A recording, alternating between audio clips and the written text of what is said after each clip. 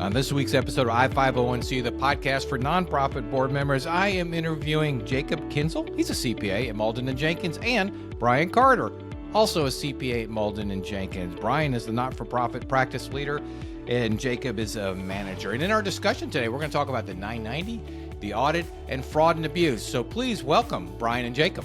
Hey, I want to jump in real quick. Somebody asked me the other day, what does the Corley Company do? Well, we do three things for nonprofits. One, we facilitate meetings, yes, like board retreats where we discuss governance and strategy with all the members of the board. Number two, advise CEOs and help them as they make decisions and implement actions to drive their mission. And then finally, we produce podcasts such as this one, but also for a number of nonprofits to help you get the word out, get your message out. So if you're interested in any of these services, please feel free to reach out to Michael at thecorleycompany.com. Now back to the podcast. All right. On this week's episode of the I-501CU, the podcast for nonprofit board members, I get the pleasure of interviewing two CPAs. That's right. Not one, but two.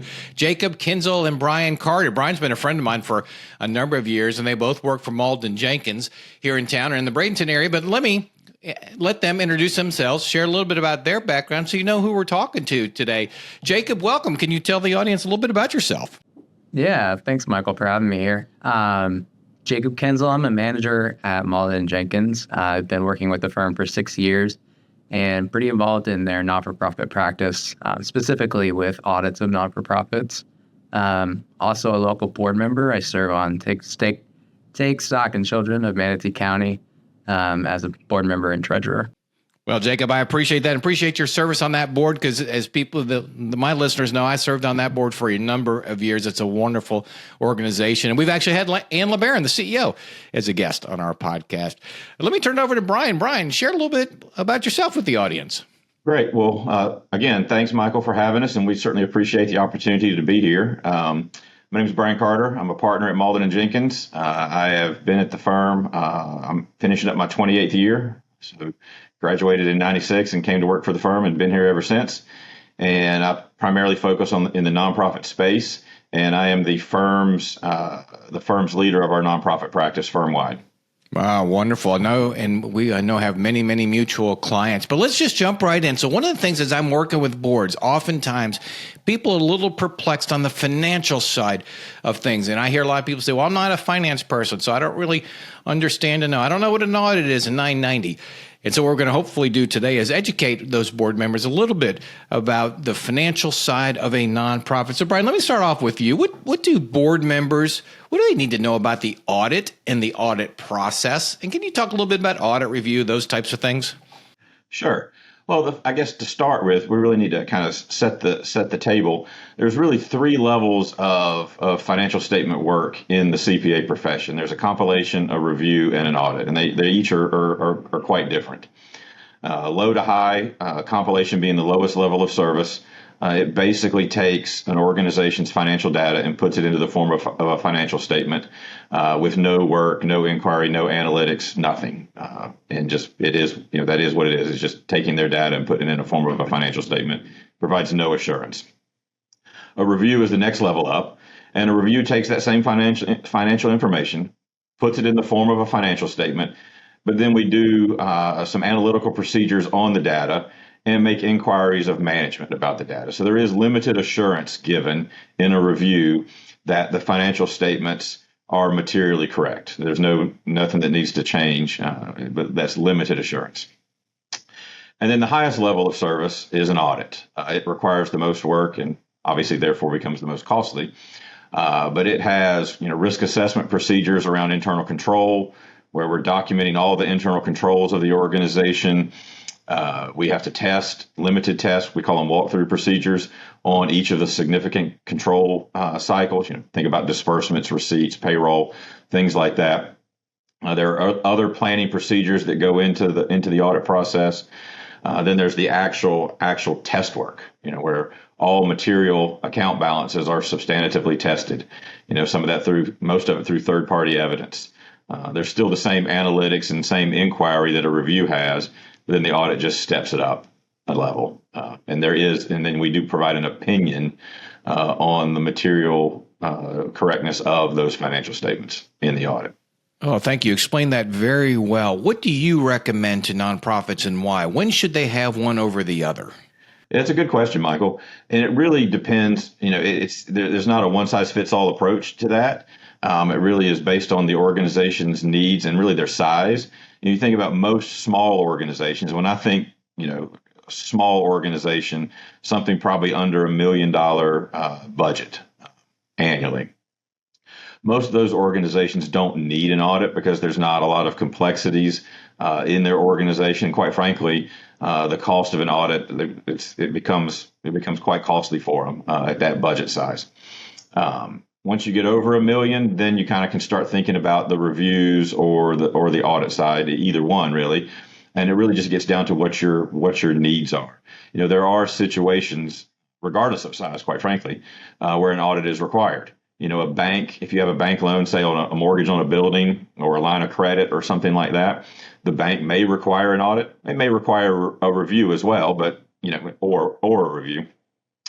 The most common situation is there's a thing called the Single Audit Act, and if you receive federal grant funds in excess of $750,000, the federal government requires an audit to be done.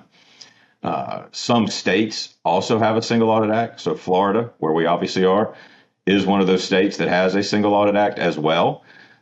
So if you get specific state funding over $750,000, the state's going to require the audit. So again, you could have $1 million budget and the whole $1 million could be one federal grant and you're going to have an audit, right? But that's an unusual situation. So, outside of the mandatory stuff where it's coming from a bank loan or from a single audit situation, I think it really boils down to the overall size of the organization, how complex it is, and what the board thinks is good governance. I think a good governance practice for anything probably over $1 million is to at least have a review. Now, where the line between a review and an audit comes in, that kind of gets blurry, but I think at least the review when you get over $1 million is not a bad idea from a governance standpoint. Very good. Thank you, Brian. Jacob, let me ask you, what are some of the most common misconceptions about an audit? Yeah, and I think from the board perspective and even the upper management level perspective, it's not a part of the organization's internal controls. So when an audit is happening, we're not reducing their need for oversight of internal controls, where it's completely external to what their processes and procedures are over financial reporting and making sure that the assets of the entity are safe. A lot of things that we talk about in auditing and even accounting is just tone at the top of the organization, and board governance and the CEO set the tone at the top. And so they need to be kind of entrenched in their internal controls, making sure that there's no opportunities for things to go wrong. When we're doing our audit procedures, another misconception is that we're testing 100% of the transactions. And that's just not the case. We're setting up our audit to sample populations of transactions. And so we are not going to be able to find 100% of information.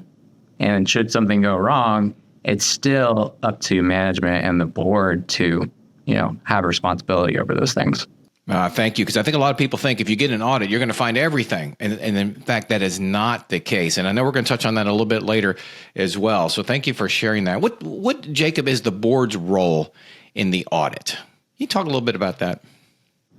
I think from the start of the audit to the end of the audit, the board should be involved in the auditor selection process, whether that's by a committee or somebody in the treasurer's or finance committee position.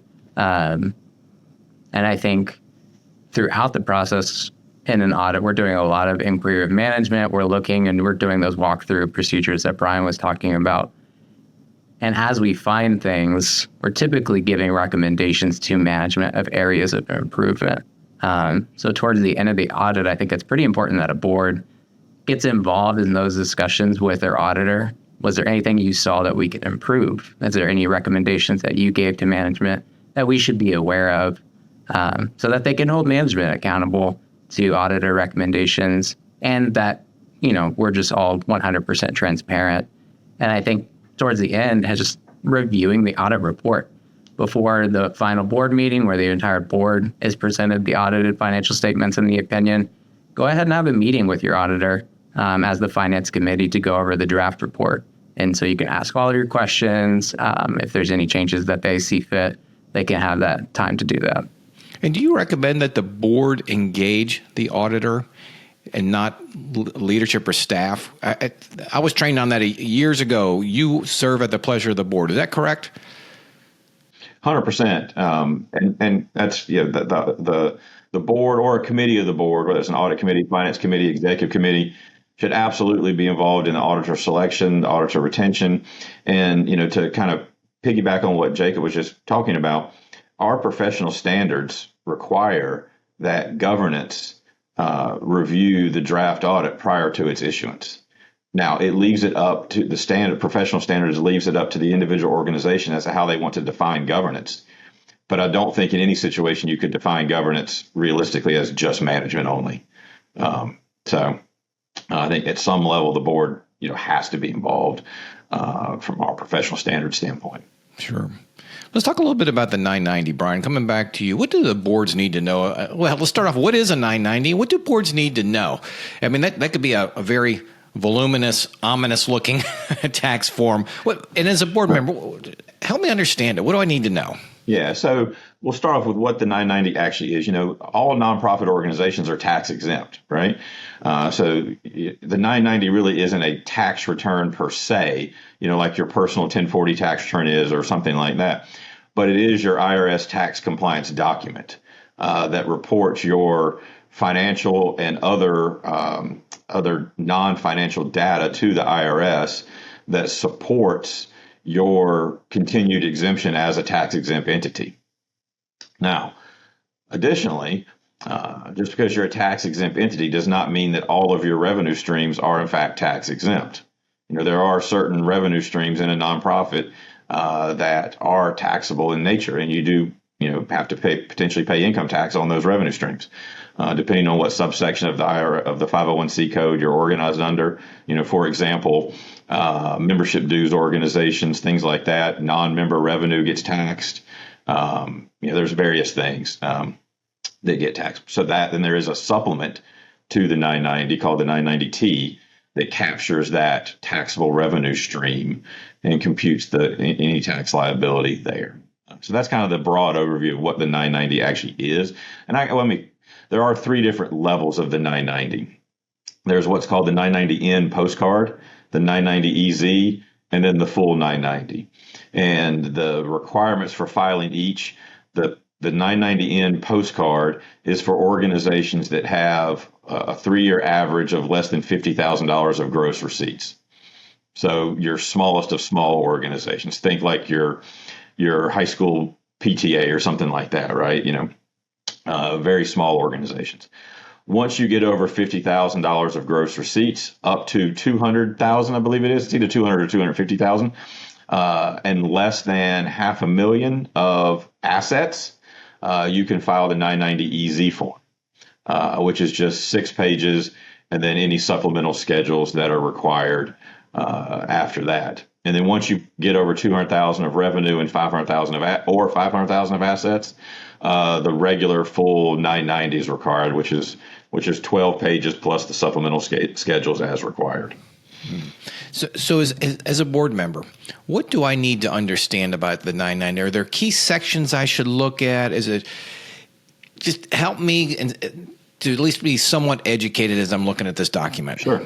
I think really, when I've got seven areas that I think are important for board members to at least look at and understand, and these are all predicated off filing the full 990, not the postcard or the EZ form. The first is actually the mission statement on page 1, and it's actually repeated on page 2. So the organization's mission statement, it may not be the same mission statement as it was when the organization was founded, 10, 15, 20, sometimes 50, 60 years ago, right? So make sure that mission statement truly captures what the mission of the organization is. Second, the second page of the 990 is a listing of the program service accomplishments. In other words, what does the organization do? Why do you have your exemption? Are you providing, counseling services for children, counseling services for veterans, whatever the case may be. And that page 2, quite frankly, is the organization's chance to basically toot its own horn. You want that program service accomplishment area to be, it doesn't have to be a novel, John Grisham novel, but it needs to be robust enough to tell, quite frankly, donors what you do, how you do it, and what your results are. Most sophisticated donors today are very results driven. It's great. They want to help kids. Their passion is helping children, and they love your organization because you help children. But how many children did you help? What was the impact of that help? So that program service area needs to be robust enough to kind of tell your story. Number 3, compensation information. Our 990 guidelines require compensation for the top management official and the top finance official to be disclosed. And compensation would include benefits paid by the organization. You think health insurance, 401k match, things like that. It also requires, if any board member is compensated, it requires that to be disclosed as well. So I think it's important for the board members to review that compensation information. The 4th thing, and quite frankly might be the most important of all of them, is the Schedule A, which is the public support test. As a we'll talk about 501c3 organizations, which is the bulk of your charities. When we make our personal charitable contributions, these are the deductible contributions for your tax return. They're going to 501c3 organizations, and as a 501c3, you have to maintain. It seems like a low bar, but 33.33% of your revenue must be from publicly supported revenue, and Schedule A is what computes that public support. It's a 5-year rolling average. So it's the current year plus the previous 4. And the one trick to, most people are going to say, oh, well, all of my revenue is coming from public support. It's, I'm 100%. Very, very few organizations are 100% because maybe they have investment income, so that doesn't count. And then depending on which section of the public support test you're filling out, there are limits on contributions from individual donors. So, for example, when you look at that 5-year rolling average, the one section, which is the page 2 of Schedule A, there's a 2% limit. So if you have one donor that gives you $1 million every year, chances are the bulk of their contributions are getting disallowed as public support. They only allow the first 2%. And so that's why most organizations are not 100. Now, it's very common to see something greater than 80% and over 90%, because things like government grants are always 100% public support. Things coming from like the United Way or a community foundation that are also 501c3 charities, those are always 100% publicly supported things. It's really the ones from your private foundations, your private grant making outfits, and individual citizens that kind of can get limited. But I think that is probably the single most important thing to make sure you're above that 33.33%. I think in my 28-year career, I maybe have seen one organization fall below. So it's not common to fall below, but it's still something that matters. The next thing, Schedule B, which Schedule B is where all of your significant donors from the year are disclosed to the IRS. And I think it's important to note, too, that as a nonprofit organization, you're required by the IRS to make your 990 publicly available. That's part of your exemption requirements. Schedule B, however, though, can be excluded from that public disclosure. And most tax softwares, if not all tax softwares, will print a copy of the return for the organization that masks all the Schedule B donor data. And then when the IRS gets the return and they release everything to the Guide Stars of the world, they pull Schedule B out before they send them to the Guide Stars of the world. But Schedule B is an important schedule because, again, it lists out the significant donor's name, address, dollar amount, that sort of thing each year. Let's see. The next thing, Schedule D, is a schedule that the back part of Schedule D is a reconciliation of the audit to the 990. So if you have an audit as an organization, this Schedule D will highlight any differences between what's reported on the audit and what's reported on the 990. So I think that's important as well. And then the last thing, which wouldn't be applicable to all organizations, would be if you have taxable revenue streams and are reporting a 990T, then I think it's important to look at that to make sure all that is captured accurately and correctly. And then, conversely, if you have a 990T, there's also a state here in Florida. There's a state corporate tax requirements. There's a F1120 that would be filed as well for the state of Florida, but to make sure that stuff is accurate. And that's 7 areas. But the whole entire 990 might be 35, 40, 50 pages, and those 7 areas might be 10 of the pages. So, that's the big areas I would focus on. Well, thank you for pointing that out. I even understood you, and I think that's very helpful. I think a lot of people are going to take away something from this and not be so intimidated by that 990. So let me open up the question. I don't know which one of you are going to answer this about what is the best practice for approving the 990? How does that work within a board and a governance structure? So much like the audit, our professional standards don't mandate that the board or a committee of the board kind of approve the 990 prior to its filing. However, on page 6 of the 990, there is a question the IRS asks, and it says, has the organization provided a full copy, which full copy meaning would include like Schedule B and all the other supporting schedules, to the governing body prior to its filing. So it doesn't say that the board has to approve it. It's if you want to answer yes to that question, you need to at least provide a full copy to the board prior to it being filed. So we, as a firm, kind of generally take the stance that we want to answer yes to that question because there's about 2.5 pages worth of yes/no questions in the 990, and the IRS kind of uses those as almost, I think, kind of an internal compliance check for them. And if you have a bunch of no's, then they might kick you over into a higher risk category that may subject you to potentially an audit from the IRS more. I mean, it's rare, but it could happen. So we want to answer yes. So if we're going to answer yes to that question and we're going to require you provide a full copy to the board prior to its filing, we want the board to review it and approve it too. Because again, the board is governance of the organization and the board is charged with governing the affairs of the organization. So whether the full board designates the review process to an audit committee, an executive committee, a finance committee, again, that's left up to the organization. You may have all 3 of those committees or only one of those committees. But we feel, number one, it's important to answer yes to that question that the board was provided a copy. And then 2, they really should be involved in that review and approval process.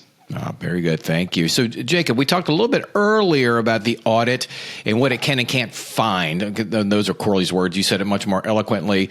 What controls do the boards need to make sure are in place in an organization just to prevent fraud, embezzling, whatever, all those things that, we'll turn on the TV and once every few months you hear about this nonprofit, the money's gone. What can a board do to ensure controls are in place? Yeah, so something that we learn in accounting is the concept of the fraud triangle. And there's 3 elements of the fraud triangle. There's opportunity, there's motivation, and there's rationalization. And when all three of these elements are there, that's what motivates people to commit fraud. Only one of those elements organizations can actually do stuff to mitigate, and that's opportunities. And so I think it's important for just board members and management to understand when we're thinking about internal controls, we're trying to limit opportunities for fraud, embezzlement, misappropriation of assets to occur. I think a really good example of an internal control is just like proper segregation of duties. And depending on the organization's size, the smaller they are, the more difficult that is to achieve. And so, the same person who's making bank deposits, writing checks, and reconciling the bank statement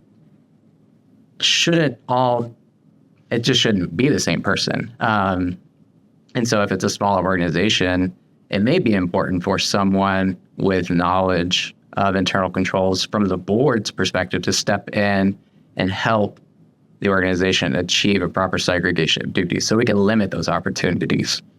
And so when we turn on the TV and, recently there was an organization up in St. Pete and a couple $100 million is missing, right? So there was just some and I don't know if you're familiar with it, it was just some strange activity. And my first thought is, where was the board?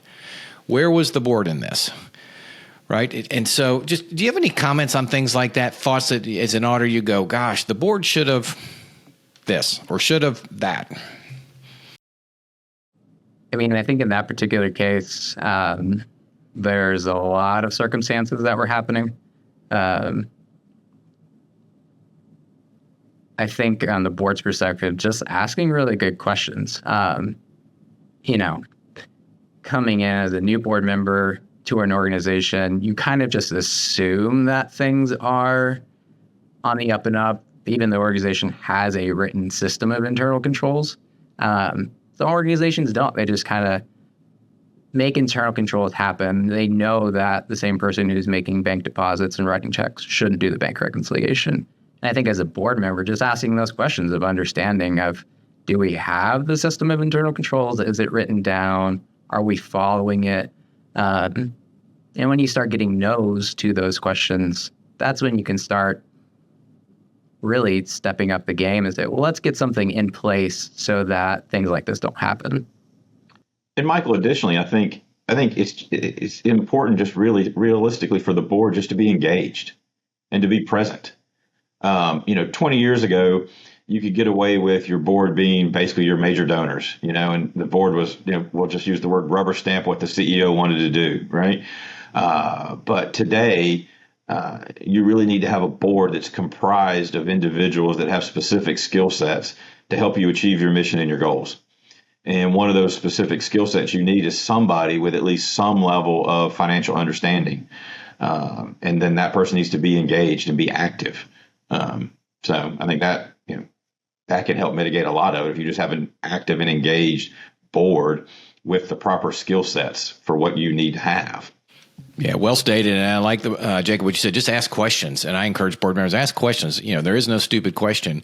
And, it's what you expect, what you inspect, right? And if somebody knows you're going to ask questions and look at things, maybe they'll be less likely to do something they shouldn't do, you would hope. Are there any signs, indicators, red flags, alerts that would make a board member go, this just doesn't feel right? There's something here that I want to dig into.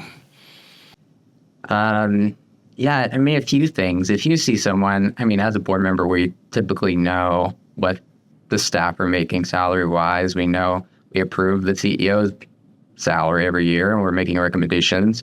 But if someone just appears to be living beyond their means, that's a red flag. And typically,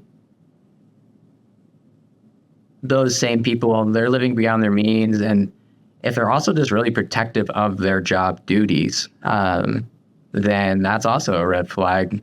Typically when someone is doing things wrong for a bad purpose, they're really protective of what they're doing so that nobody finds them out. And a lot of times in those situations, fraud is caught because they go on vacation. And somebody else has to pick up their job responsibilities and realizes things are amiss. There's things that are happening that shouldn't be happening. And so also being on the lookout for just who's not taking a vacation, like who's not letting go of their responsibilities, getting time off, and just being super protective. Oh, I love that. It's stuff I wouldn't even have thought of. And I guess some of it might even just be gut feel, right? Something's there. Brian, you're nodding. Yeah. Sometimes it's just gut. Yeah, very true. The biggest things are those domineering personalities, not wanting to turn loose of anything, not taking vacation. And then again, you don't necessarily know everybody's personal situation. They may have inherited a bunch of money or something, but it at least should raise an eyebrow, at least temporarily, to maybe further investigate some things. Yeah, and don't be afraid to ask questions as a board member. It's your obligation, your responsibility to do so. So as we start winding down, and Jacob, I'll start with you, and then Brian, I'll go to you. So as you work with nonprofits, you work with boards, any advice, anything we haven't covered, and anything under that umbrella of working with your clients that you'd like to share with the listeners? I think as you engage your auditors, board member, management, just keeping them updated as the years go by. Don't wait for the audit to come around. So if you're making large purchases or transactions, or even just questions, like we're happy to pick up phone calls for accounting matters and auditing matters that you just may not have the answer to, and we'll help you get those answers so that when it comes around to the audit, we're not spending time on things that we could have resolved earlier in the year. Oh, very, very good. And I found auditors, they can be your friends. Like we joke, oh, the auditors are coming, but the reality is they're there to help. And I like that throughout the year, reach out to them, keep them abreast of things because they really can guide you. CEOs that are listening out there, they can guide you. Brian, either add on to that or if you'd share some other thoughts on what advice would you give to boards? Yeah, I mean, Jacob stole my thunder a little bit because that's exactly what I was going to say was that the audit and your relationship with your auditor needs to be a year-round thing, not just a once-a-year relationship. I can't stress enough, too, the importance of the boards being active and engaged. Again, if we're all out there competing for donor dollars, and those donors today are much more sophisticated than 15, 20 years ago. And so just to be active, engaged, and that's half the battle, I think. Well, and I think that's important, both of y'all stating that, because as board members, we need to understand that, and it's okay. We've got permission as board members to do that and to ask those questions. So, Brian, Jacob, I cannot thank you two enough. This was a class in nonprofit accounting related to the 990 and the audit process. I appreciate it very much. Thank you for what you're doing in your community, and thank you for coming on the I-501C, the podcast for nonprofit board members. Thank you, Michael. It was great. All right, now it's time for Recapping with Reed. Reed, what a great interview. What are your three takeaways? So my first takeaway is the board's role in the audit. They should be involved in the auditor selection process. They should review that auditor's report. And then they should also ask the auditor specifically, are there any recommendations you gave to leadership that we as the board should be aware of? Very good. And number two? The board should be aware of the fraud triangle, which is made up of opportunity, motivation, and rationalization. And they should be aware that the organization can really only manage the opportunity aspect of that fraud triangle. Yeah, that's very important. And number three? Keep your auditors updated throughout the year. You do not have to wait until that audit comes around to be in contact with your auditors again. You can have a conversation with them throughout the year so you can address things as they come up. Yeah, very good, Reed. Recapping with three key points that Brian and Jacob shared throughout the interview. And I want to thank everybody for listening, and I will 501 see you next week.